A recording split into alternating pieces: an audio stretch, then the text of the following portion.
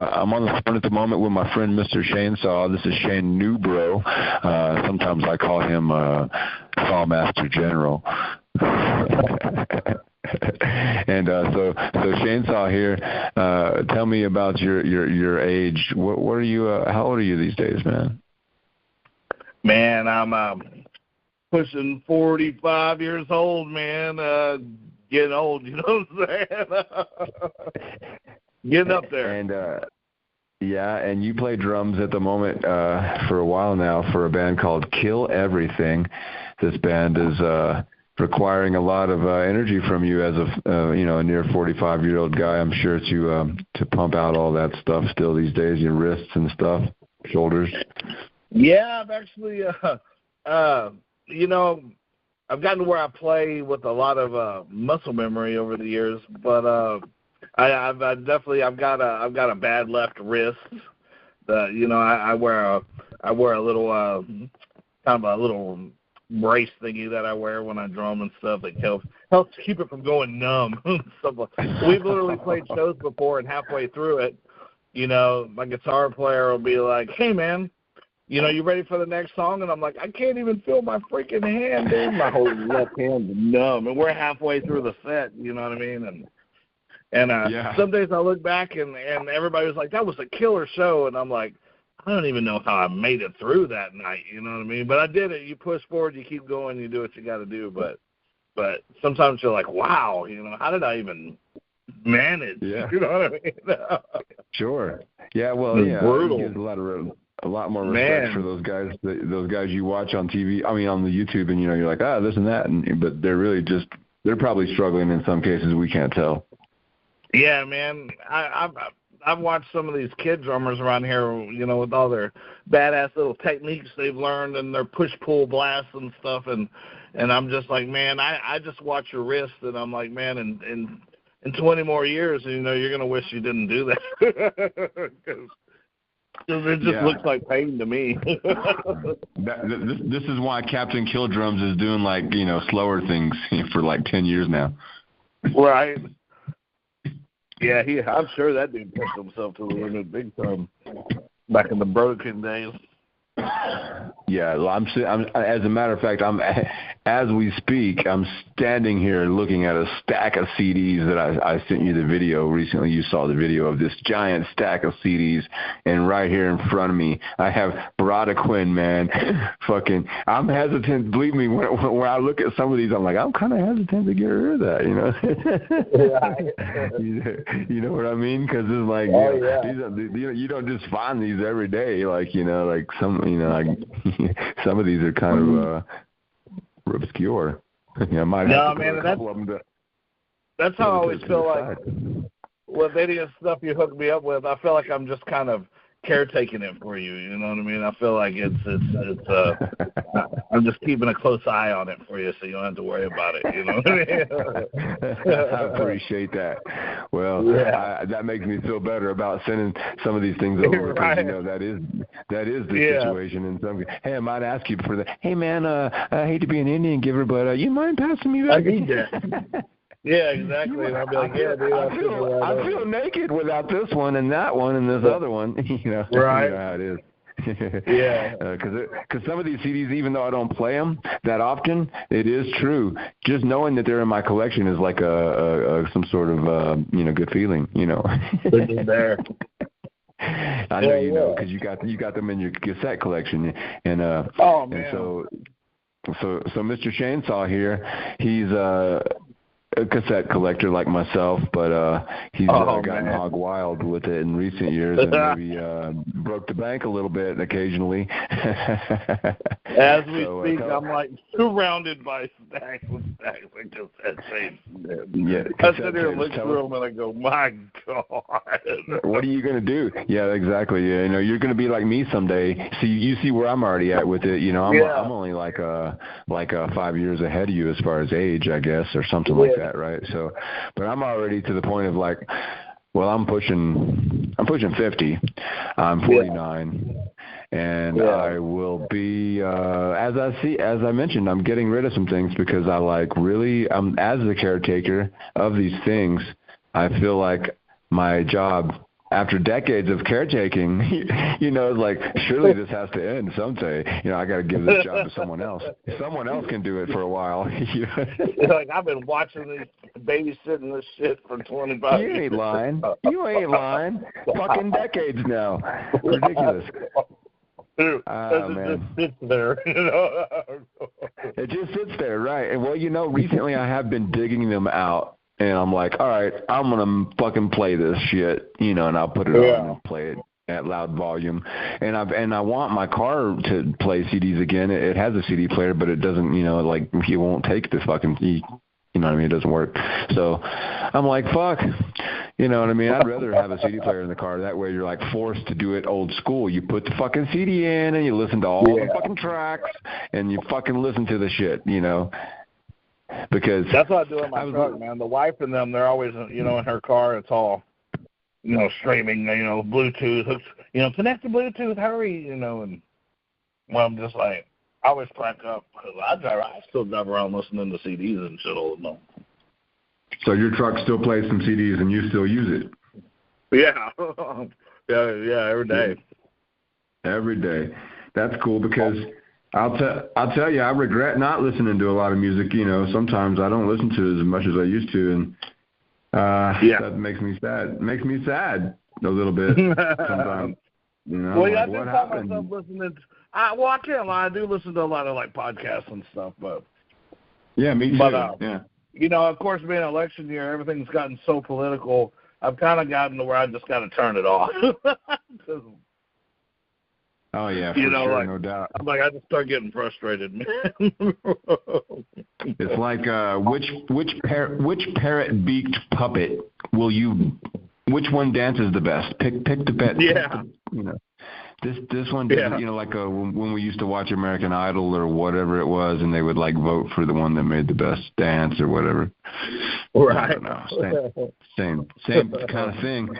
Yeah, it's ridiculous. Yeah. But yeah, I hear you. Yeah, you know, and I'm like, I used to listen to these podcasts every day, but now I turn it on and they're just, you know, back and forth, and I'm like, okay, I'm turning it off. Yeah, luckily for me, most of the podcasts I listen to are pretty non-political. They don't. Right. That's what I need to. I had a few of those too. I need to get back into some of that. Some of that send you some. Serial killer sci-fi type stuff, you know, cool stuff. Yeah. Talking about. Send you some ideas. Yeah. I'm gonna send you some ideas. I like that kind of shit. Yeah, I'll send you some ideas. All right, so Mr. Chainsaw, I've got a question for you here. What's your youngest memory of rock? And later on, you know, when we move to metal, what would be your youngest memory of metal? So let's start with rock first, though. What youngest memory of rock music? Oh man. Well, as far as like, you know, childhood, my mother was always big into old school rock, you know, classic rock and roll and heavy metal. My mom's a big Judas Priest, Black Sabbath fan and stuff like that. So I kind of grew up with that stuff naturally. You know, I thought that's all there ever was. You know, like as a kid, and so I was really heavy into Led Zeppelin and Judas Priest, and I'm dancing around the house when I was a kid. But you know, I'll never forget the day. Like we moved into this house and there was this guy that lived across the street, and he had really long hair, and you know, it looked really cool. And I was like, hey, who's this dude? And I go over there, and this dude was like, you ever heard Metallica? And I was all like, yeah, what are you talking about? And from that day on, he proceeded to show me, like, you know, we would jam Ride the Lightning and Master. You know, I didn't think Justice was out at this point, but it was like I remember listening to Garage Days. So this was definitely before Justice, but we were jamming, you know, those albums, and he also had showed me Iron Maiden and Megadeth and even stuff like SOD and stuff. So, man, I got to say I was probably, 8 or 9 years old, you know, when I got exposed to all that stuff. I mean, I was a young little turd. And but I was always, you know, in the hometown, I was always known as that little kid, the little metalhead guy, you know, the kid that even the old Endless Horizons record store, the owner, you know, he knew me as, you know, Shane, the little metalhead kid. You know what I mean? He used to tell people, that kid's been coming in here since he was tiny buying shit. But, so, I mean, I've been listening to hard rock and metal, you know, my whole life, to be honest. It's kind of crazy. It's all I've ever really listened to. And your birth year was 1980, is that correct? Yeah. All right, so you came into rock and metal at the same time. It wasn't like rock and then metal. It was like just rock, hard rock, metal. Yeah. Yeah, it was, you know, it was pretty common. Once I found Metallica, though, you know, like most of us, it was over. I was in love. They were the best thing that I'd ever heard of. Then man, and then say about 12 years old. I was about 12 when I was walking through these apartments, and I heard these dudes jamming all this metal, and this shit was heavy, and of course it turned out to be Chuck and all those cats, and Scott Huckabee and all those dudes, and Shannon Mugridge, and anyways, they were all listening to Sepultura, Beneath the Remains, and I was like, what is this? And they were like, come here, little dude, you want to hear some real stuff? And then I started hanging out with those cats, and man, I still remember once I heard Sepultura's Beneath the Remains, like, you know, talk about a game changer, man, big time. Like, I was, you know, I think I went home and stared at the ceiling all night, like, what the hell did I just hear? But I didn't know what it was or what the hell was going on, but I was hooked, you know what I mean? Like, it grabbed me, like, I don't know, man. But that, you know, that's when everything turned into death metal, you know, like, and that was like at 12 years old. We're moving from progressive thrash into early death metal time, into the 80s, into the early 90s. Yeah. So I caught on, you know, pretty early on with that stuff. And, hell, by the time I was 14, I was like a walking death metal encyclopedia. I knew all the albums, all the releases, all the bands, you know, like, I knew everything. They used to, you know, everybody used to come to me like, Shane knows everything about that stuff, man. And you know, I just couldn't get enough of it. And it's funny because here I am to this day, you know, I'm still chasing all those classic albums and stuff, trying to hunt them down and get them in my awesome little cassette tape collection. I just love it, man. I like that. And so as a drummer, you were beating on the bed, the pans, the pots, the edge of the desk. Where were you beating on to start drumming? Oh, yeah, man. My poor ma, her pots and pans. And, yeah, it was around the same time. I had actually, after beating on all my mom's pans and buckets and all kinds of crap, right around 11 years old was when I finally talked her into buying me a drum set. And she got me one of them little kid drum sets from the Sears catalog. You remember those things? The old school Sears catalog. She ordered me some crappy little drum set out of there. And anyways, man, I don't know. I just took to it, man. Like the minute I had that thing set up, I was playing. You know, like I don't know. I was just playing Metallica and all kind, you know, whatever I could, but I just took to it really fast and like naturally, and then of course when the death metal stuff came, then I was home. Then I had to get a double bass pedal and all that stuff and start figuring out how to play all this Morbid Angel and stuff that I was hearing at the time and Cannibal Corpse and stuff. You know, it was just, man, I was just so addicted and so hooked on that stuff. I used to go to school every day and come home and jam metal and play drums all night long, you know, just for years, you know. I do know because I used to do the same thing, but on the bass. Yeah, it was started on drums. I had a drum kit for a year, and so I know exactly what you mean, what you're saying about that sort of progression. Yeah, you know. People are like, what the hell's that long-haired kid doing in that basement playing all that damn racket? You know what I mean? But I just couldn't help it, man. I was in the zone. I didn't care what anybody thought. You know, I wanted to be Igor Cavalera and fast. Oh, right on. Well, Igor's a great guy to look up to. You know, he's the king of get it done. Let's just say, because man, what a powerhouse this guy still is. Yeah, man. Just mind blowing back in those days. Oh yeah, I agree. Igor is a force to be reckoned with. Yeah, man. And no doubt set the standard for some inventive and creative drumming in those times. Yeah, he definitely. He's the one who got me to step it up a big time, and then of course Paul Mazurek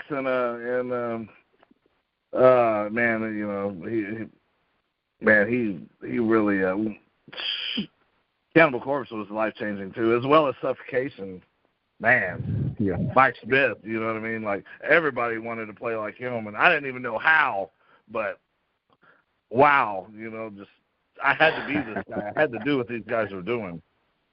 I know, and so you were hanging out with again at this point by yourself, or again, was it with Chuck and all those other guys at this point? You were in the grave, what you called it, the grave? Yeah. Basically the old school. I mean, as far as I know, in our little hometown, these were the kind of the first group of guys that were into that kind of stuff, Tell us for the listeners out there, because this is going out as a shortwave radio show on some occasions, and other occasions it's a podcast. But we're speaking with Shane Newbrough here, drummer for Kill Everything, and he's talking about the old days when he was first getting started. And this was in West Odessa. Yes. Yeah, Odessa, Texas, man. It's a small little oil field town out in the middle of nowhere in the desert of West Texas. You know what I mean? And it's definitely not a place for a heavy metal kid. I mean, you know that. You know what I mean? There's just you're looked at as a weirdo and a nobody, and It's partly in the Bible Belt. In the Bible Belt a little bit.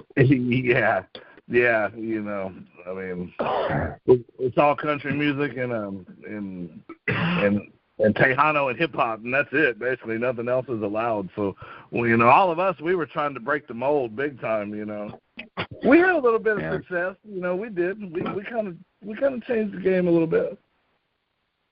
Oh yeah, I have to say, I'm sure y'all did, because of West Odessa and Odessa in general, pretty much it was a metal town for.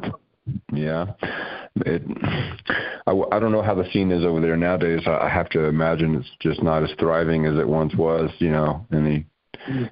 That's what it seems like to me. Like I don't know. It's not what it was. When we were even there. Even just like in 2000, it was pretty good. It's just not nowhere near that. It seems like these days. It was Grinch City. Yeah. Oh yeah, Chris Belton. Oh yeah. Oh, that's right. I was just talking to him the other day too. As a matter of fact.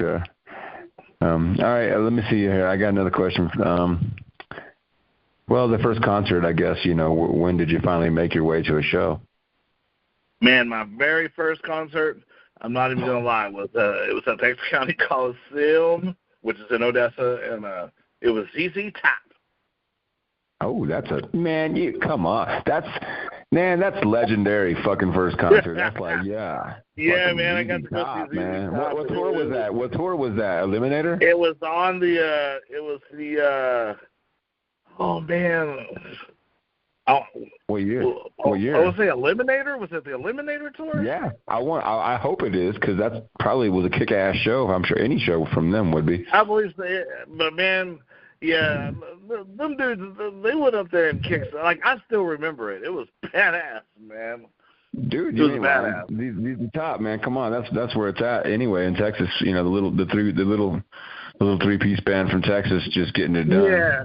We used to get all these little shows here and there, and then, of course, I think you were there as well. But in 1990, they made the big announcement of an evening with Metallica, where they were coming through on the Black Album, and it was just them only and nobody else.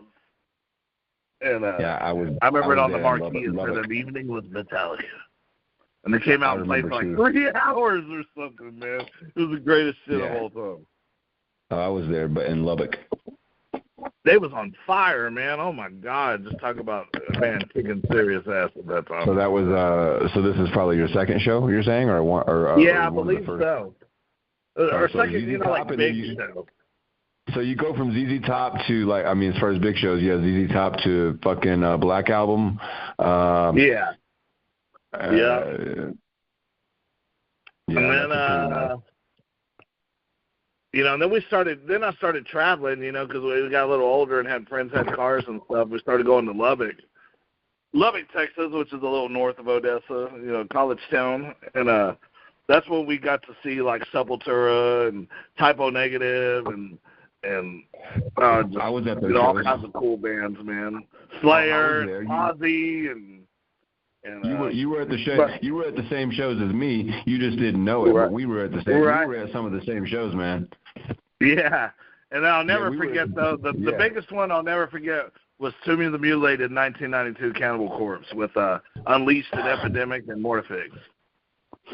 Man, I missed that show. That was at the back room on Brownfield Highway, right? Yeah. I missed that show. So, yeah. 92, you said, right?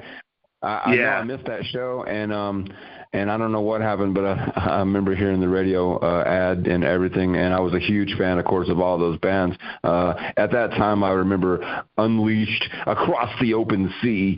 I'm like, yes, this album rules, these fucking riffs. Yeah, those riffs were sick, man. I tell you what, I want to listen to it this weekend, actually. Yeah. Oh, man, I can reach over here and pull the tape out right here. Oh, yeah, right on. That's right. I remember you did buy that. Yep. I got two of them. Shadows album in the title. Yeah, that album, the title alone is like, and then the logo, the color of it, everything, all that stuff. Dude, when I seen them coming in and they all had the Unleashed logos, like stickers on their guitar cases and stuff, like, I'd never really heard of them, but I thought that was the coolest looking friggin' logo I'd ever seen, man. I was like, you ain't lying. It's fucking aesthetically pleasing. I mean, it's just got a fucking great. I keep cussing, by the way, which is something I'm trying not to do because, you know, this might be, you know, over a shortwave station. So if you can as well, also don't cuss. Yeah, my bad. No, I didn't hear you cuss. I'm reminding myself. Yeah, I try to keep it good. Yeah. But yeah, man. Go ahead. So I was gonna say the funniest part was when I rode there with some friends and some of them older cats, and we got all the way to Lubbock, and I waited in line, and of course I'm just a little 12-year-old teenager, man. This is 1992, and well, I got up to the door to the venue, and they looked at me and they were like, "Whoa," you know, I was a total metalhead. Long hair and everything, but I was just a short little kid. And but I remember the guy at the door going, we can't let you in, dude. And I was all like, what? And I was like, we just drove like 3 hours from Odessa up here, and I was like, all I want to do is see Cannibal Corpse. And anyways, they had this big conversation with the managers and stuff, and he was like, all right, dude, we decided we're going to let you in, but you're going to have to, he pointed at a little chair by the bar. He was like, you're going to have to go sit in this little chair and not get near the mosh pits or the stage or anything. You're going to have to sit over here. He was like, you cool with that? And I was like, yes, sir. You know, and I went in there. Of course, I only sat in that chair for about 15 minutes, you know what I mean? And then I was gone. Yeah. I ran up and got to the front of the stage, and I headbanged all freaking night long. That's awesome. So yeah, you got Cannibal Corpse and Unleashed and all those bands, and they blew your brains out, and you just couldn't focus on life the same way after this. Nah, man, I was done. Like I already knew right then that I was like, this is what I'm gonna do for the rest of my life. I'm just gonna get really good at the drums and play death metal. That's all I'm gonna do. So here we are. We're talking to Shane Newbrough, the drummer for Kill Everything. You should go on to the Bandcamp, Google, yes, sir. YouTube. Look them up. YouTube, all that stuff, yep. So you guys are working on some new stuff right now. As a matter of fact, I think you guys are recording on a new album. Yeah, we're working on it, man. I've got the drum tracks done for eight new songs, and I believe they have like 90% of the guitars recorded. And the guitars, that's guitars, two different, well, I don't know how you say it. Guitar tracks and then bass tracks, and they're just working on some mixing and stuff, and doing some vocals. But we're getting through there, man. We're trying to get it done. We're trying to get it done by the, hopefully by the end of this year. And when things just take time. We always want it to go faster than it does, but we find ourselves here just steadily moving along. But yeah, we're really excited about it, man. This album's going to be really, really heavy, really brutal, really sick. Tell us about your new bass player there. Oh yeah, we got a new bass player. He's a kind of a local legend around here. Plays in a couple different bands. His name's Michael Leach. He's been wanting to play with us. He's told us several times, you ever need a guy, hit me up, and anyways, the time finally came, and of course we said, hey, dude, you said hit you up. We thought we'd hit you up and offer it to you first, and of course he was like, well, I'll take it, So he's been jamming with us, and man, just talk about really changing the sound of the band and like taking us to a next level. You know what I mean? He's killer, man. He's really good. Mike Leach. So, yeah. That's a good name. Yeah, cool. Right, Mike Leach. Okay. He's got a twin brother. They play in a band called Cesspool of Corruption, and that's their band that they've been doing for years. But he also plays bass for Demon Seed, another very popular band in the DFW. Yeah, I remember Demon Seed, and that's right on. Well, cool. We'll try to play some songs from those guys coming up here on the radio show. Cesspool of Corruption. Yeah, and really talented. Cool. They're like tech. They're more like tech death kind of stuff, but they're really good though. I'm more of a caveman slam kind of guy. I like that old caveman stuff. Yeah. Well, we like it all, but I know you do too. But when it comes to actually playing it, you are the caveman death metal guy, and that's how I like to do it. But yeah.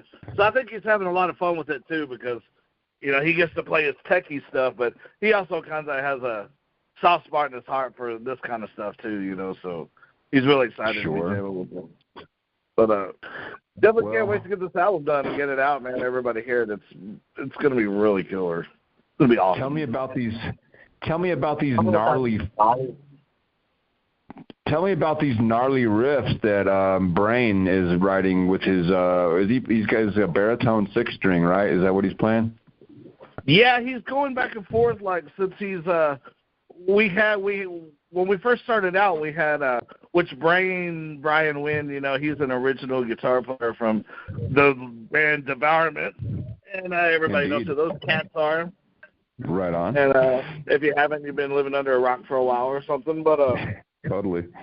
But when we initially started out, the other original guitarist for Devourment, Kevin Clark, he was in the band with us too.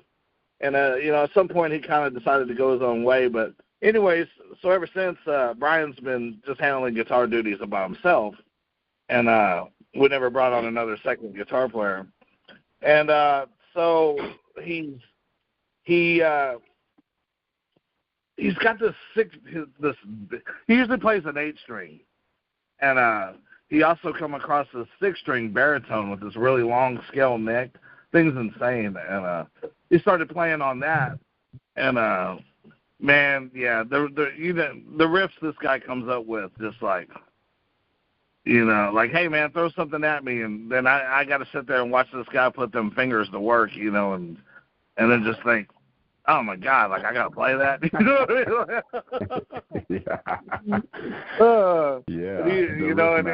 he just does this all day like it's nothing. Oh, I got a million of them.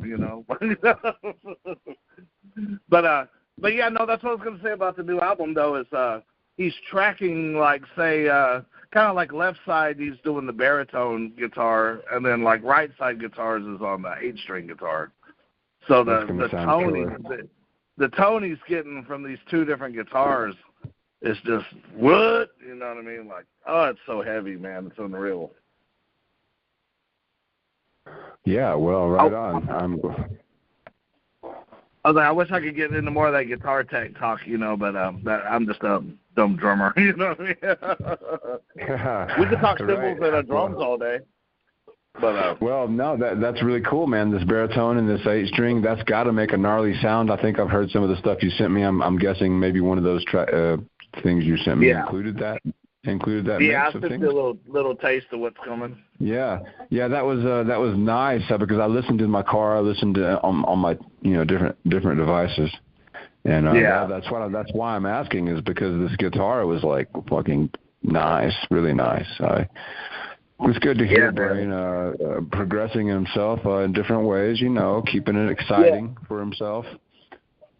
Yeah, he's a lot of people always expect the old environment style stuff, but no matter how hard we push him, at the end of the day, he's like, man, I was 18 when I wrote that stuff, and he's pushing 50 now himself, and just not quite the same person he was then, you know what I mean? But don't take it for granted though. That man can riff with the best of them all day. Yeah. Just mind blowing. Yeah, everybody out there. It ain't even riff. The new bass player would be like, how do you play that one riff? And he's like, oh, here, let me show you. And he's like, oh, my God. Right. I can imagine. So the cat we're talking about, y'all, is this guy by the name of Brian Wynn. That's Wynn. He used to play guitar in a band called Devourment, as Shane mentioned earlier. And that was they have an album called Molesting the Decapitated from 1999. Then they got this demo tape from 1997 called Impaled, which all you folks should check out. If you have not checked out Devourment, you should just go out there and check it out somewhere. So, all right, so that's Mr. Brian Wynn. He's on the guitar in Kill Everything with Mr. Shane Newbrough. We got Shane Newbrough on the phone here. We're kicking this on the old school phone interview, Mr. Shane Saw. So, I've got another question or two here for you. I'll toss at you. It's you're currently in was it Dallas? You're in Fort Worth this evening, and you're just what is it? Saturday night? Is Saturday night? Friday night? Yeah, it's Friday night, and it's getting late, I'm sure, over there. So I won't hold you too much longer. Let's see. I guess the question would be, when did you first play your first show, and who was that with? And you know what I mean. What was it like to play on this stage with your friend? So by the time I was on a stage? Yeah, it was on a stage, or just in a room, or what? It was on a stage. It was one of the little hole-in-the-wall bars. The stage was probably just 2 foot off the ground. You know what I mean? You know what I'm talking about? Yeah. One of them little small dive bar type things, but by the time I was 13, I was able to assemble some buddies from school, a couple guys, and some friends and stuff, and we put together this little band, and I remember we called it Burial. That was I was like, we have to name the band Burial because you played in the grave. Yeah.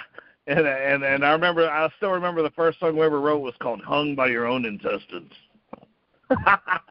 Yeah, straight out of a Cannibal Corpse inspired. Yeah. Yeah, and we played at this place on 8th Street in Odessa.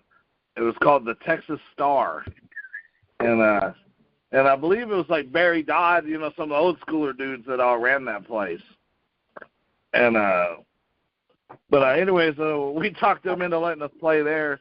I swear to God, my mom helped me and all these kids, load up all this gear and took it to this place. And we set up and we started playing our freaking, our very elementary and probably pretty silly death metal songs that we were writing at the time, And you know what? The funny thing was we had no clue what the hell we was doing, but somehow we managed to pack the house that night. Our singer, which is a good friend of ours who passed away. His name's Stephen Jenkins. He he kept running outside and throwing up before we started playing. You know, he couldn't believe all the people that showed up to see us kids play that night. And, nice. And of course, I was excited about it. Let's do it, dude. We're gonna kill these fools, you know. But you know, I'll never forget him hacking and puking, and I can't do it, man. Stage fright and all that stuff. Right. And, but yeah, man, we was 13. I was 13 years old when that happened. So crazy. Such a long time ago. Yeah, we're in the year 2024. Today is July the 13th, I think. Is that right? Yeah. Yeah, it's the 12th. No, it's July 12th. 1993. 1993 to 2024. Yeah. And well, let's see. I got another question for you. What have you been listening to lately that has you excited, and what was the last great concert you made your way to, you know, the last couple of shows, let's say? Oh, man. That's a good question, man. I mean, I still find myself every day listening to, you know, I love my old school death metal, and I was jamming Morbid Angel, Blessed Are the Sick the other day. As far as new stuff, I come across this band called, this guy called, drummer called, his name's Matt Kilner. He's played for Gorgasm and some other great bands, but he put out this album called Nithing. I don't know if you've heard of it. But no. He put out an album, he calls his band Nithing, and it's called Agonal Hymns. And he did all the drums, all the bass, and all the vocals and the guitars himself. Man, this album is so brutal, it's unreal, but I got a copy of it on cassette. I can't stop listening to it. It's so good. Tell us again the name of what's the name of it again? It's Nithing, Nithying, and it's called, the name of the album is Agonal Hymns, and it's a drummer called, a death metal drummer. His name's Matt Kilner, and he wrote all this stuff there. You know, he did the whole album by himself, man, and I'm just like, kudos to him, man. This stuff is ultra killer, man. Just blows my mind away. But other than that, you know, I haven't kept up to date with a lot of stuff. You know, so some of the newer stuff lately I haven't been too impressed with, just for, you know, whatever reason. I'm just like, it doesn't catch my ear too much. And but I have a big love for 80s like pop, you know, and all that old school new wave and stuff like that. That, you know, I didn't listen to that stuff as I was little. As I've gotten older, I've had a refound, you know, love for that stuff that was on the radio when I was a kid, you know. Yes, and anyway, so you know, the band Tears for Fears that I love a lot. They earlier this year they released a new album, and it was on the radio. They were talking, you know, Tears for Fears is coming, playing in concert here in Fort Worth, and they were giving away free tickets. You know, be the first part of the person to call, blah blah blah. So I called the number, man, and I won the tickets, man. And so anyways, I got to take the woman, and we went and seen Tears for Fears live in concert. Yeah, you know, and I'm still kind of blown away from how awesome that show was. Just, you know, just coolest, man. Like, you know, really good show, man. I'm still kind of blown away from that concert. They were awesome. Sweet. And I will say, you know, we got another friend. He's related to the Devourment Camp too. His name's Michael Majewski, Mr. Artist and famous vocalist himself. But he hit me up the other day. Deicide's coming to town pretty soon, and he was like, you know, get a ticket to Deicide and let's go, you know. And so I got on there and got online and purchased a ticket to Deicide, and looking forward to that. Yeah, Deicide out in a couple weeks. Yeah, well, you know, I'm sure Majewski will get to hang out and say howdy to Benton and all that. Maybe you can also get a conversation as well. Right. Yeah, it ought to be a good time. It's funny because, you know, if you remember, you went to see Deicide in Dallas, and then somebody brought you a Devourment tape while you were waiting in line. Tell us about that story. Oh, man, you know what? That's a true story. That's crazy. Yeah, we went down there. God, this was like, what, 97, it was the Servants of the Light tour. Yeah. And we drove from Odessa all the way to Deep Ellum, which is downtown Dallas.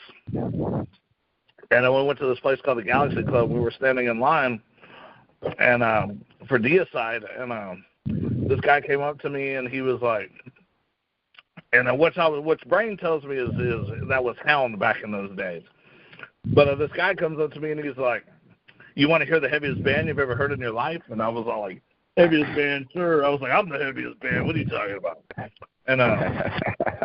And he pulls out this little red tape, and this little red demo tape, and it said Devourment. And he was like, "I'm selling these demos for this local band, and it's like $5 or whatever." And he was like, "Trust me, dude, this is the heaviest band you've ever heard in your life." And so I gave him $5, bought the demo, and we said the concert, Deicide was killer. The whole night was amazing. Then we had to drive all the way back to Odessa, which is about a 6-hour drive from downtown Dallas, straight shot, And I remember putting in that we still had a cassette tape player on the ride back in those days. But I remember putting that Devourment demo in, man, and just jamming it over, and because it was only 3 songs, we jammed it over and over and over all the way home. But once again, my life was changed forever, man. I could not believe the music these cats were playing, just straight up the street from us, you know what I mean? Yeah, and they took the mid 5 hours away, and these dudes were just playing this unreal music, man. A whole new level from all the other levels, you know what I mean? Yeah, exactly. They were making Cannibal Corpse sound like some other kind of weak band. Yeah, so then you and then all these years later, I've been lucky enough to jam with almost every one of these guys. It's insane how things turned out for me. Yeah, and again, you talk about life changing. You introduced me to Devourment as well, and that was the demo tape that you were talking about. And ever since that day, things change pretty fast when you hear something like that. like Hound said, it's the heaviest band you've ever not heard or heard, whatever. Yeah. And for all you folks out there, we're again talking about Devourment. That's in case you can't tell what the hell I'm saying, that's DEVOURMENT.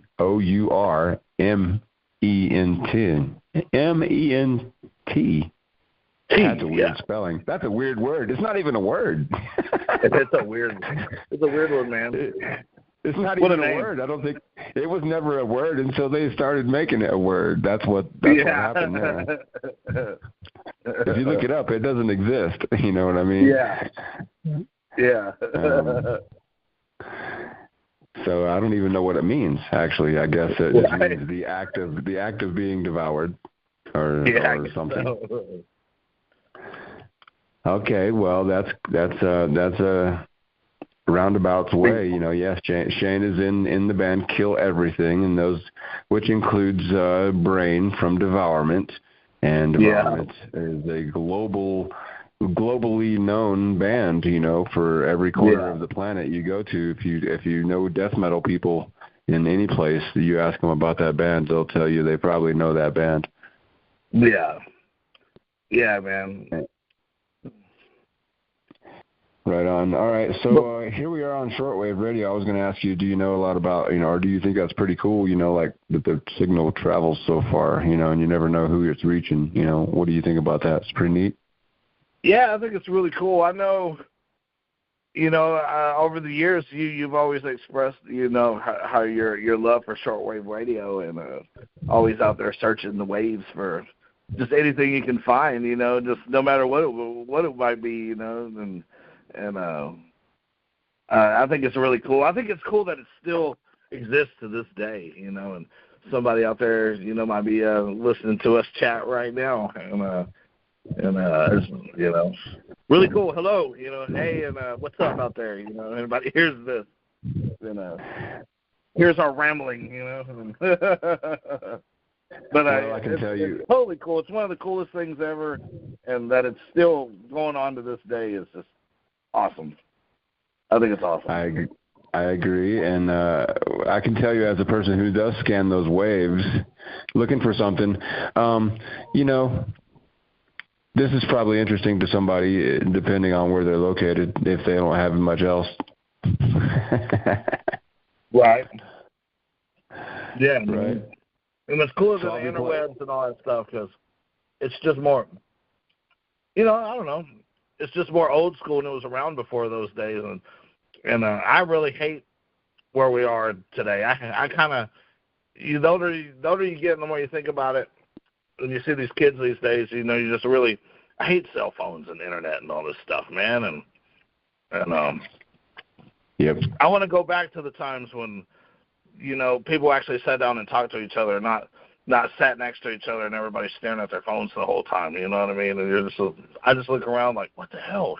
Put your damn phone down. Let's talk. What's up? Conversate and stuff. People are just so stuck in their phones and stuff, man. Like, I don't know, man. I just really miss the old days more and more every day, the older I get. Old stick in the mud, I guess, man. Well, I'm right there with you. How many people even talk on the phone like we're doing anymore? Right, yeah. We was at a restaurant eating the other day, and I was just looking around, and there was couples, and every one of them's just sitting across from each other, staring at their phones. They don't talk. They don't, it's just like, everybody sees it. It's nothing new, but it sure is sad, man. It's a sad sight when you actually sit back and just take a look around. You know what I mean? You're just like, man. Well, this is one reason why music has not maintained its grip on folks quite the same way as it did, for example, when we were listening to those, tapes and stuff. Yeah. The mystery surrounding these people does not exist. You might have learned a little bit in an interview in a magazine, but other than that, you didn't know anything other than what they told you in the tape or the album, the vinyl. Yeah. Yeah, man, we used to have to dig deep, with the Metal Maniacs magazines and the shorts and remember the little pen pal sections and the little, I don't know, just reading any bit of information we could find just on anything, about any of this stuff we've been talking about. Because you're right, especially in a little town in West Texas, we didn't know nothing about anything, And I never had anybody like as far as like playing my drums, no one ever taught me crap. I know all these people, really good drummers. I mean, of course, I never claimed to be no amazing thing or nothing, but there's a lot of these guys that are really skilled and they've learned all these techniques and all these lessons and stuff, and it's really cool and all that. But we didn't have none of that back in Odessa, Texas. You know what I mean? I just had some sticks and some buckets and some heart. You know what I mean? I kind of more just play from the heart. You know what I mean? Because I was never really taught anything except for just how to beat the crap out of something. But I kind of miss those days too. It was just funner. The mystery was there. Yeah. How did they do that? When Max and Igor were doing the same thing. Yeah. In their room. Yeah, the old Igor and Max days. Yeah, similar. Self-taught. No one ever told us nothing. We just did it from the heart. So maybe in Africa, if we're being heard in Africa, somebody understands what you're talking about. They don't have access to a drum kit, but they're using other things like, sticks and buckets and things like that. Maybe they got a lot of heart, put a lot of passion into it. Maybe I'm sure. Yeah, I think the best kind of music comes from those kinds of people. That's just my opinion. Like some of these bands, like remember like the Necrophagists and all those bands that we used to kind of jam. All this stuff's so good, but nowadays I'm like I don't listen to it as much anymore because I don't know. It just don't move me as much. It's just not as raw. Or something. I hear you. It's too perfect. Oh yeah, you're talking. Oh, you meant you said necrophagist. For some reason, I thought you said necrophagia, and I was thinking, necrophagia. That's And I was like, oh, that's pretty. But like, you're right. Yeah, necrophagist. Yeah, that's a little. Yeah, the old album, but not the newer stuff, probably for me. Yeah, it just got so techy and so, man. There was a few of those bands I remember hearing that were just like, whoa, just. Like Sleep Terror. There's these bands, they're just over the top. Yeah. We're not talking about 1987 Over the Top with Sylvester Stallone in the big truck. Yeah. Which the great soundtrack there, right, Shane? Right. Oh yeah. I was going to say the next Kill Everything show that we have booked is in September, and we're going to be direct support for the band Mortician, which is a band from New York that a lot of people know. Yeah, and I love these guys. I'm one of their biggest fans. Can you get an interview with Bob? Right, that would be awesome. They actually have Sam though. They actually do have a drummer these days that plays with them. But maybe ask Will about Bob, and let's just get a few more details if you get an opportunity. Right. Man, talking about how did they get Bob to sound like that back in those days? Yeah, exactly. That's why. Yeah, can you do an interview like I'm doing with you right now with Will? Maybe write down some questions now, and then say, hey man, you got 20 minutes? Come on over here real quick, and then get that interview with him. Ask him about Bob. See about what is Bob? What kind of drum machine is that? Did he change it over the years? Get some information, Shane. I know we need to know these things. yeah, bring it to us, and we'll share it right here on this radio show. Because I'm hoping me and you can get back together on future occasions and do this again. Yeah, definitely. I'd love to do that. But but I was going to say though is when I say bands like Mortician, that's more up my alley. That's what I like. That's the kind of stuff that always I know, right? Go me nuts. You know what I mean? I freaking love Mortician, man. Big time. Yeah, there you go, people. Mortician, just one single word. That's all they need. The one word, Mortician. Yeah. And look them up. Talk and about you'll know what we're talking about. Level, you know what I mean? You better have some good speakers, because otherwise it's not. They'll definitely kill any speaker you got in the house. This is no doubt.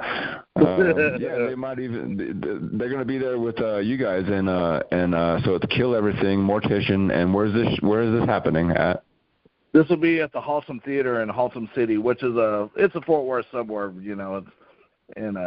so it's in the area, it's local basically. Okay. Well, if this area, what's the date on that? I believe it's September 14th. I believe. Oh, okay. All right. Well, this might air after that. This little segment we're recording at the moment, but anyway, people should look it up nonetheless. Mortician, Kill Everything, and Mr. Shane Newbrough.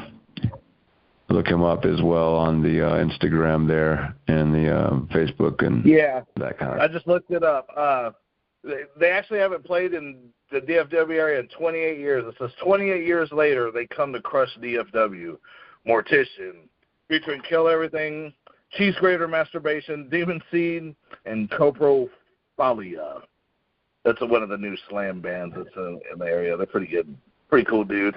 But anyways, that's September 14th at the Haltom Theater. September 14th at Haltom Theater, Fort Worth suburb, Haltom City. So your bass player is pulling double duty that evening, eh? Yes, sir. That's why he didn't really even realize that until I told him. I said, "Looks like you're going to be busy that night." And he was like, "Yeah." He was like, "Oh man," but he's good for it. He was like, "Well, it's going to be his debut show with us, so he's looking forward to it." I see. He even he's even created a separate rig, for us from his other band, because he's got to have that more low-tuned brain tone, you know what I mean? You know what I mean? Like, he's got to have a completely different setup from his other bands. And he's been really excited about that, dialing in his new Kill Everything bass tone and stuff. Pretty cool stuff. So what about the future for the band's concerts? When will you be making tours around Texas or neighboring states, or going even further? That was the whole thing. Was we had played all over the place, all over the country, and this year our vocalist Johnny, he kind of lit the fire under us, put his foot down. He's like, we're not going to book any more shows until we get the new album finished, and we kind of all agreed on it. So our last show we played was in October of last year, around Halloween time, and so we haven't played all year long as far as live. You know, we rehearse and play all the time, but we haven't played live. Anyways, we just, you know, game plan is to get this new album done and try to get out there and play more places and do more stuff than we even got to do, you know, on the first album. And hopefully get up there to Colorado, you know, and get to play your area. Well, I would really like to do. Yeah, we haven't, for some reason, that's one of the areas we haven't got to play. Yeah, well, Denver would love to have you. I'm not close to Denver. I'm like 6 hours away from Denver, but I would try to make the show if you guys could get up there. I can't imagine, get on board with some other bands that in that area, so get, you know, team up with them. Yeah, and definitely while we're mentioning that, any promoters or any of you guys out there, you know, like drop us a line, hit us up, man. Let's work something out. Let's make it happen. That is kill everything. Yeah. That's 2 words. That's 2 words. Kill everything. They're on Bandcamp, YouTube, all that sort of thing. All right, well, we got Mr. Chainsaw. We're going to let him go. Probably at this point, it's Friday night. It's getting late. He's got a wife and kids and all that sort of thing, and a house. Yeah, family, man. Yeah. Well, I'll let you go, Mr. Chainsaw. I appreciate you taking the time to chat with me this evening, and I call you Mr. Chainsaw. That's funny. Yes, sir, brother. Thank you for the opportunity, and let's do this again.